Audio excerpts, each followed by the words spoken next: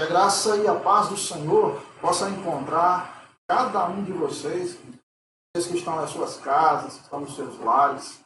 Que o Senhor possa estar abençoando cada um de vocês nessa noite. Eu sei que a vida de vocês deve estar um pouquinho complicada, mas eu sei que Deus está no controle de todas as coisas.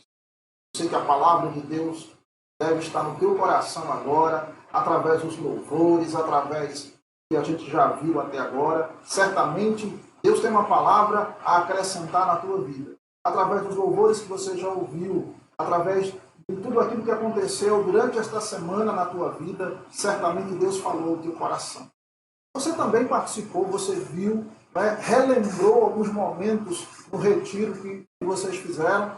Eu não participei desse retiro, eu participei do retiro do ano passado, mas com certeza foi uma bênção, eu estava vendo. E aí eu incentivo você também a participar do nosso próximo retiro. Deus estará conosco, nos ajudando também, porque é no retiro que a gente se conhece melhor, é no retiro que a gente estabelece comunhão uns com os outros, e isso é perfeito, isso é muito bom. Mas nós queremos agora orar, falar com Deus, pedindo a Ele permissão, para que a gente possa ouvir a mensagem do Senhor e entender aquilo que Ele tem a falar aos nossos corações. Então vamos orar. Vamos pedir a Deus a sua permissão e graça. Maravilhoso Deus e bendito Pai, nós te louvamos. Nós também te agradecemos por tua graça, pelo teu amor, por tudo aquilo, Senhor, que tens feito e por tudo aquilo que o Senhor ainda vai fazer nas nossas vidas. Que o Senhor possa se encontrar, ó Deus, com os teus servos que estão em casa agora, que estão ouvindo esta palavra, que estão ouvindo essa mensagem ou que estarão ouvindo depois. Toca, Senhor, nas suas vidas. Toca, Senhor, em seus corações. Sê, ó Deus, a resposta para todos eles. Dá, Senhor, a resposta para os teus. Abençoa-os, ó Deus, ricamente. É o que nós oramos e já te agradecemos por tudo que tens feito, por tudo que vais fazer. Em nome de Jesus Cristo. Amém. Nós queremos hoje pensar um pouquinho, refletir com você sobre um tema que, a meu ver, deveria ser um tema recorrente na nossa vida. Nós queremos falar um pouquinho sobre a onipotência divina, a onipotência de Deus. Deus como o Senhor de todas as coisas, Deus como onipotente, o Senhor todo-poderoso, aquilo que a gente chama o El Shaddai, o Deus todo-poderoso. Vamos pensar um pouquinho a respeito disso.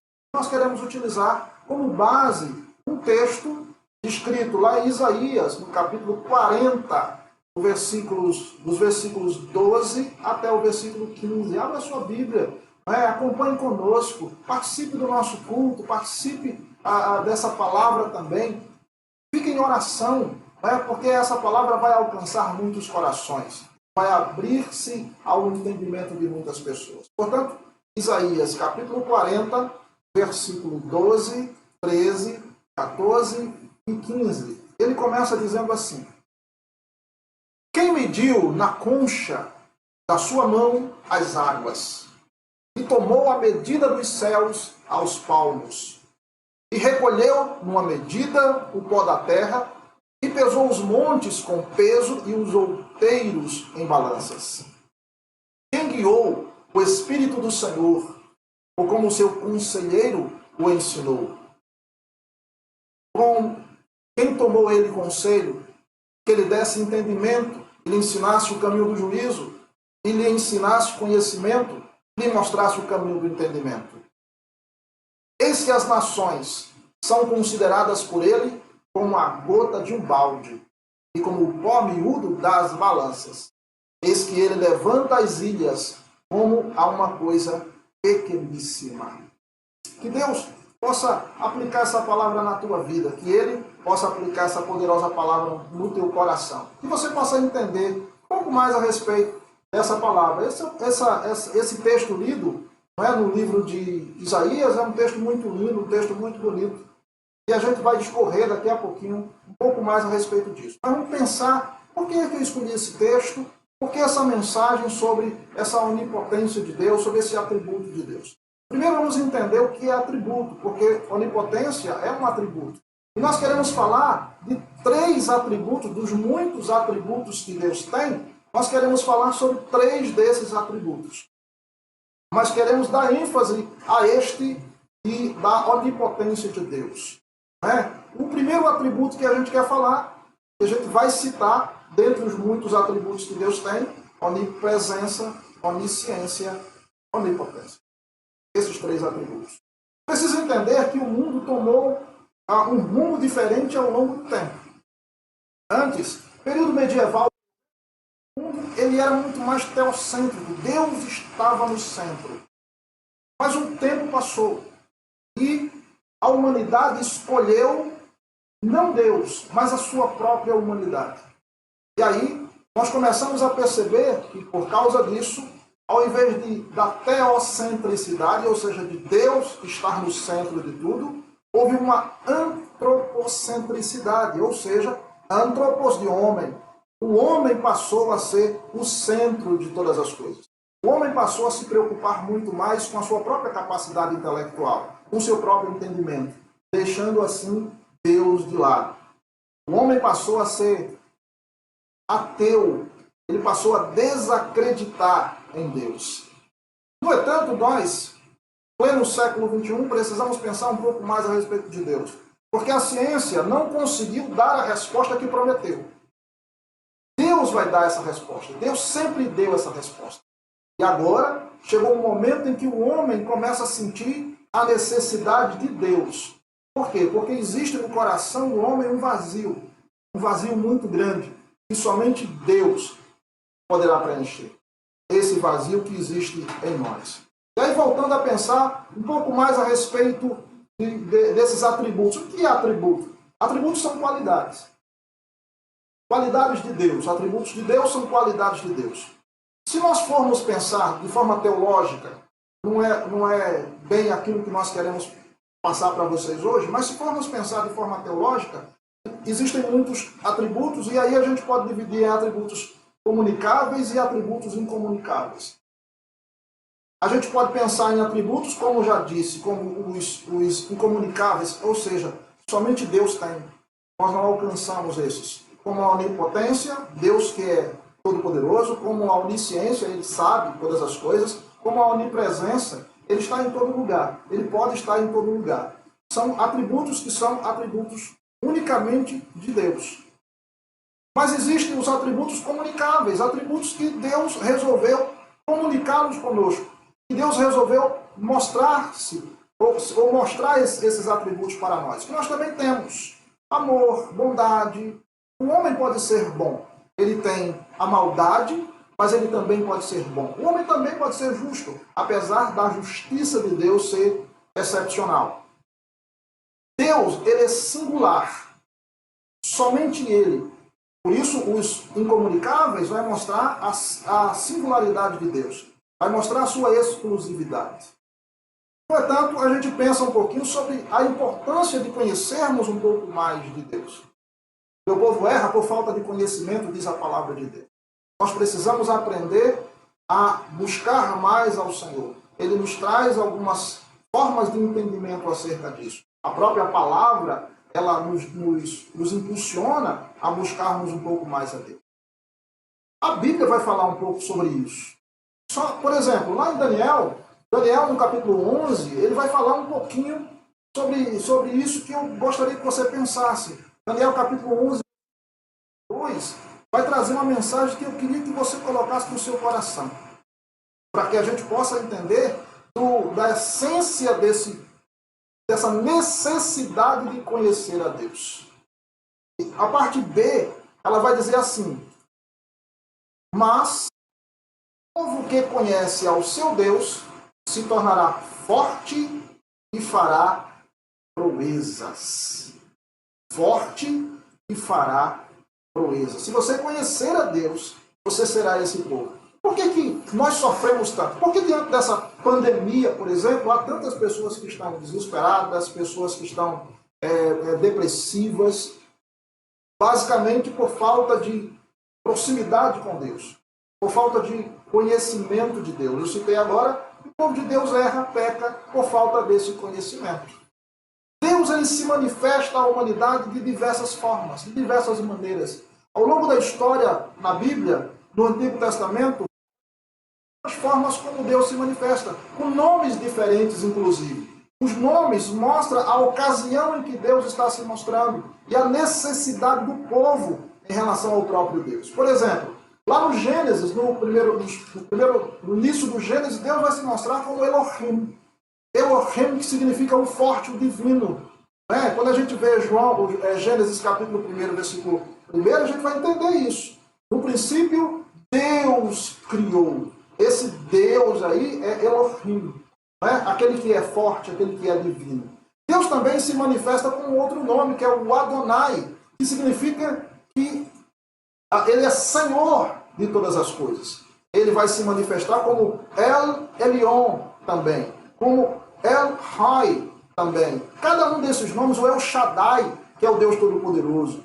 O Iavé, por exemplo, ou Javé, por exemplo, ele também vai se manifestar dessa forma. Lá em Êxodo, ele vai se manifestar diante de Moisés, eu sou o que sou. São formas de Deus se manifestar ao homem. Mas geralmente, quando a gente vai falar sobre atributos de Deus, nós pensamos nesses atributos baseados nesses 3 principais atributos que eu vou citá-los a partir de então. Primeiro, a onisciência de Deus. E aí a gente vai pensar em 1 João capítulo 3, versículo 20, vai falar sobre essa questão da onisciência de Deus. Deus conhece todas as coisas. Deus sabe todas as coisas. Você não consegue se esconder de Deus porque Ele conhece o teu pensamento. Ele perscruta todos os teus pensamentos. 1 João capítulo 3, versículo 20, vai falar exatamente disso. Esse conhecimento de Deus no coração, no seu coração e no coração do homem. Entenda, Deus é Senhor. E 1 João 3,20 vai dizer assim: sabendo que, se o nosso coração nos condena, maior é Deus do que o nosso coração e conhece todas as coisas. Deus, então, conhece todas as coisas. Nosso conhecimento é um conhecimento limitado, mas Deus é onisciente. Eu não conheço todas as coisas. Eu não conheço, por exemplo, eu não sei o que vai acontecer daqui a segundos. Eu não sei o que vai acontecer amanhã. Eu não conheço isso. Deus sabe todas as coisas. Deus sabe o dia que você vai morrer. Deus conhece, Deus viu quando você nasceu. Deus viu antes de você nascer. Se você, por exemplo, for ler o Salmo 139 todo, você vai perceber ali a demonstração de vários atributos de Deus, dentre os quais onisciência, onipresença, onipotência. Está lá no Salmo 139, leia o Salmo 139, e vai falar justamente sobre essas coisas. O Senhor tudo conhece. Ele conhece a minha vida, Ele conhece a tua vida. Então pense um pouquinho sobre esse versículo, 1 João 3,20, que a gente viu. Ele conhece todas as coisas. Mas a gente pensa no segundo atributo de Deus, que é a onipresença. A onipresença, baseado no Salmo 33, versículos 13 e o versículo 14. Deus está em toda parte. Deus está aqui. Uma coisa importante se dizer. Ele está em toda parte, a todo instante, ao mesmo tempo. Ele preenche tudo ao mesmo tempo. Então ele pode estar aqui, juntamente comigo, e ele está do outro lado do mundo de igual forma. Deus atende a oração de quem está aqui agora. Ele pode atender a oração de todos os brasileiros ao mesmo tempo. Não me pergunte como é que isso acontece, que eu não sei. Isso é prerrogativa divina. Como é que Deus pode ouvir, entender e atender a oração de bilhões de pessoas ao mesmo tempo? Prerrogativa divina. E é por isso que eu sirvo a esse Deus. Porque não há barreiras, não há limitações a esse Deus.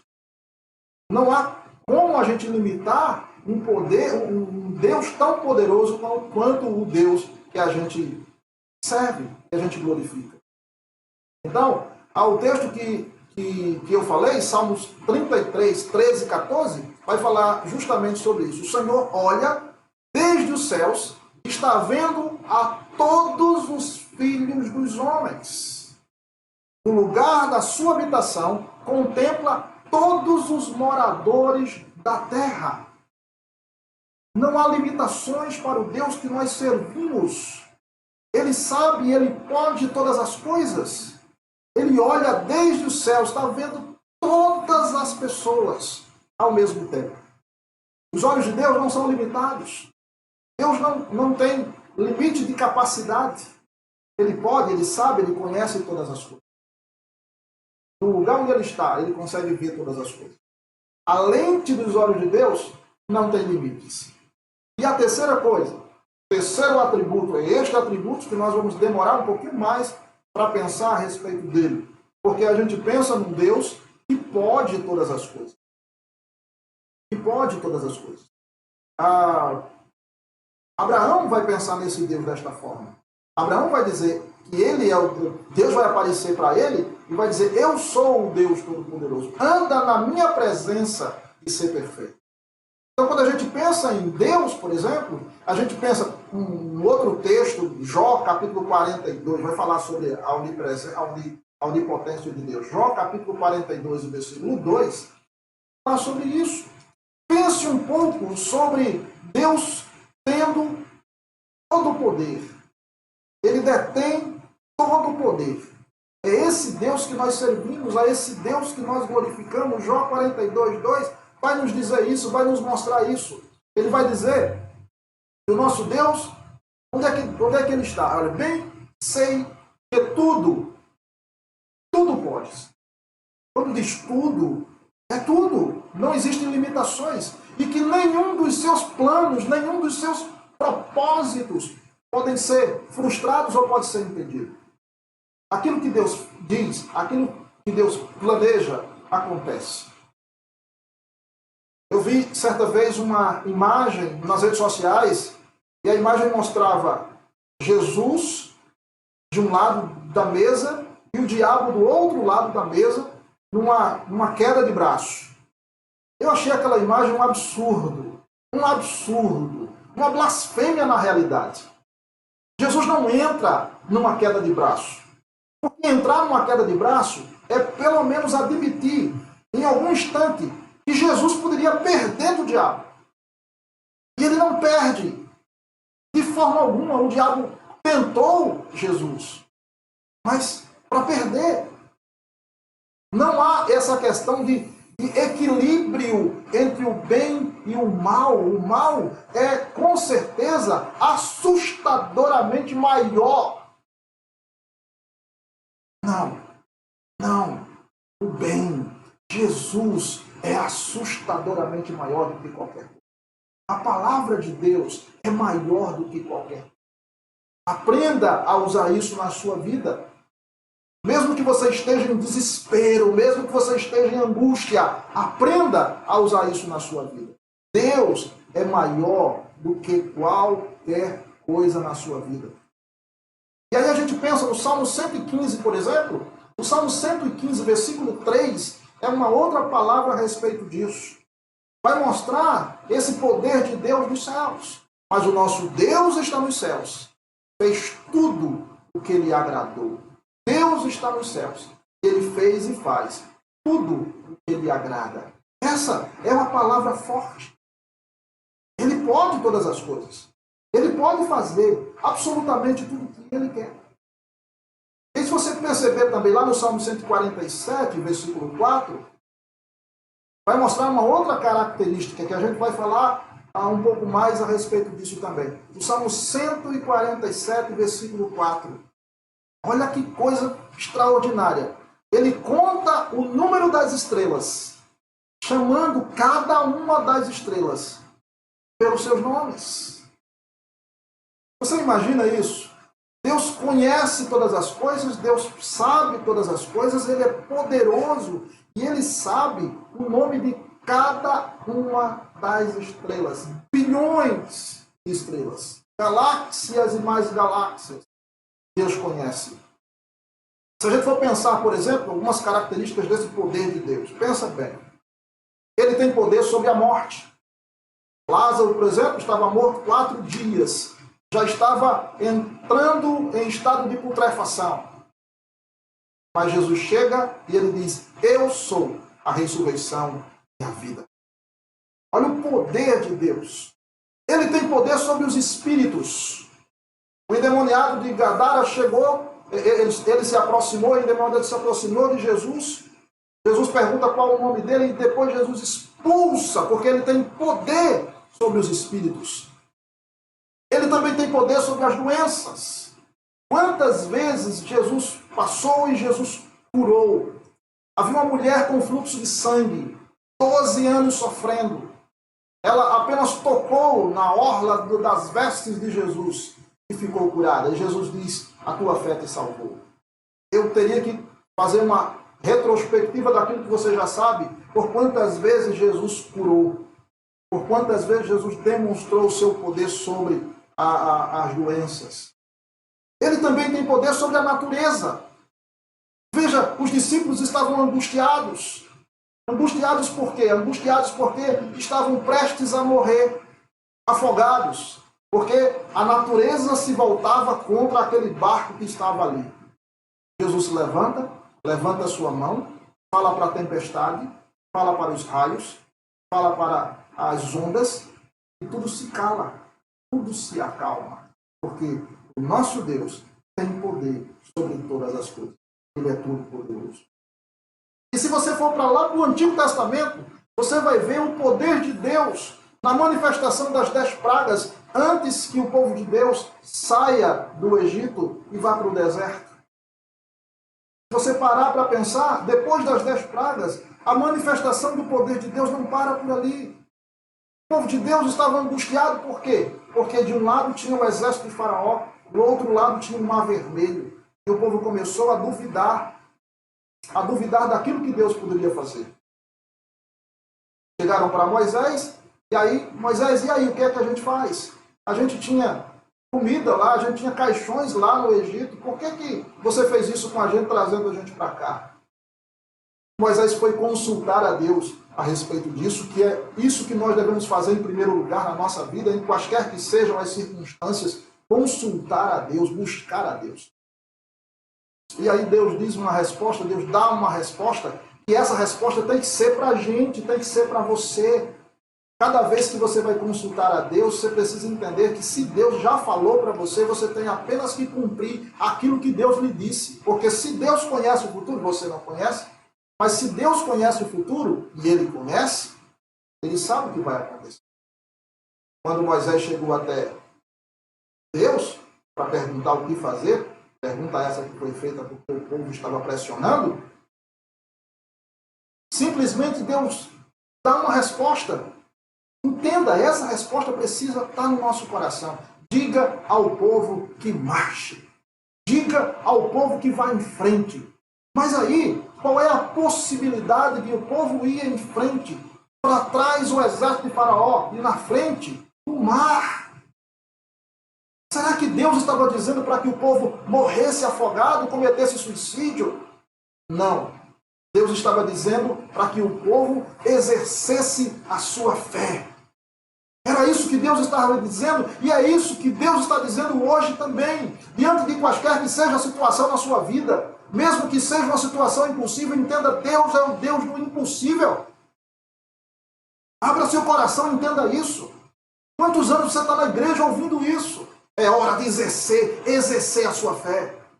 É hora de você colocar em prática aquilo que você ouviu de pastores, do seu pastor, de inúmeros pastores, e você ouviu através de muitas mensagens, e você ouviu através da própria palavra de Deus tocando em seu coração. Exerça a sua fé.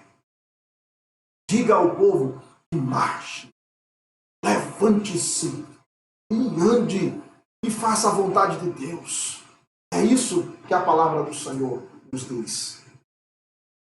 Também, esse mesmo Deus, ele tem poder para criar todas as coisas. O diabo não cria nada, só cria confusão na vida das pessoas. Mas Deus tem poder para criar todas as coisas. O texto que eu citei agora vai falar sobre isso. Olha, Gênesis capítulo 1, versículo 1. No princípio, criou Deus os céus e a terra. A palavra aqui em latim é ex nihilo. Significa exatamente isso. Em hebraico, Gênesis 1:1 vai falar Bereshit bara Elohim, em hebraico. Que significa, no princípio, criou Deus. A palavra bara aqui significa criar do nada. Hoje, para fazer qualquer coisa, para fazer um banco, para fazer um ventilador, para fazer uma lâmpada, para fazer um livro, a gente precisa da obra-prima. A gente precisa de algo para fazer algo. Deus não. Deus, quando quer fazer algo, ele simplesmente diz e aquilo acontece. Aquilo aparece. Eu não preciso de absolutamente nada. Deus não precisa de absolutamente nada. Ele fala e se faz. Ele fala e acontece. Do mesmo jeito, se você analisar isso em Gênesis, você vai perceber que tudo ele cria dessa forma. Deus disse assim e assim se fez. Deus disse assim e assim se fez. Porque ele é Senhor de todas as coisas. Você tem apenas que acreditar no poder de Deus. Ele criou todas as coisas. Ele criou a mim e ele criou você. Ele criou o universo. Ele criou o universo. E deixa eu fazer uma pergunta para você, porque eu aprendi que o universo é infinito.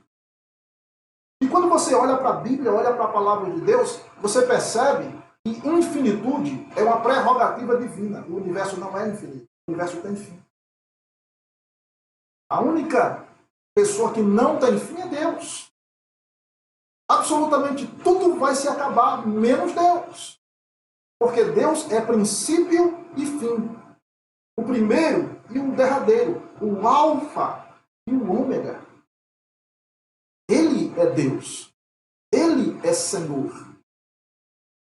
No texto que a gente viu, que você viu há pouco, no Salmo 147, versículo 4, vai dizer, ele conta o número das estrelas. Deus conta o número das estrelas e chama cada uma das estrelas pelo seu nome. Bilhões e bilhões de estrelas. Ele conhece pelo seu nome. Deixa eu fazer uma pergunta para você. Quantas pessoas você pode chamar de amigo? Quantas pessoas você pode chamar de amigo? 2, 3, 4? Porque lá no Facebook você deve ter centenas de milhares de pessoas que você chama de amigo. Aí deixa eu perguntar mais uma coisa. Essa quantidade de amigos em redes sociais que você tem, quantas você conhece pelo nome? Quantas você conhece pelo nome? E aí eu pergunto a você, você já percebeu que Deus conhece? Veja, cada estrela. Deus conhece cada uma das estrelas. E se descobriu que existem mais estrelas no céu do que grãos de areia no mar. Perceba isso. Existem mais estrelas no céu do que grãos de areia no mar. Isso significa que Deus, olha a onipotência de Deus, como Deus pode, sabe todas as coisas. Deus não tem absolutamente limites. Não há limites para Deus. E aí quando a gente vai agora para o texto, o primeiro texto que a gente viu, em Isaías capítulo 40, versículo 12 ao versículo 15, a gente vai perceber algumas coisas que eu quero citar para você. Pensa um pouquinho. Olha a pergunta que é feita no livro de Isaías. Quem mediu, presta atenção, quem mediu na concha da sua mão as águas? Essa é a primeira questão. Quem mediu na concha das suas mãos as águas? Tenta colocar a tua mão como se fosse uma concha. Percebe isso? Certa vez eu fui contar quantas gotas caberia na minha mão. E aí eu peguei um conta-gotas e eu comecei a contar quantas gotas de água caberia na minha mão. Eu acho que eu parei em 30 e alguma coisa. Mas o texto vai dizer que mediu na concha da sua mão as águas. Gente, não estou falando de pingos de água, estou falando de toda a água do planeta cabe na mão de Deus. Você sabe mais ou menos quanto é isso? Pensa um pouquinho, vamos pensar isso em litros. Os cientistas fizeram mais ou menos essa medida. Então pensa bem, 1000 litros. 1 milhão de litros. 1 trilhão de litros. 1 quatrilhão de litros. 1 quintilhão de litros. 1 sextilhão de litros. um septilhão de litros. Não. Um octilhão de litros de água no planeta. Um octilhão de litros de água no planeta. Sabe como Deus faz? Ele coloca um octilhão de litros na palma da sua. E aí você diz assim, eu não posso acreditar em Deus assim.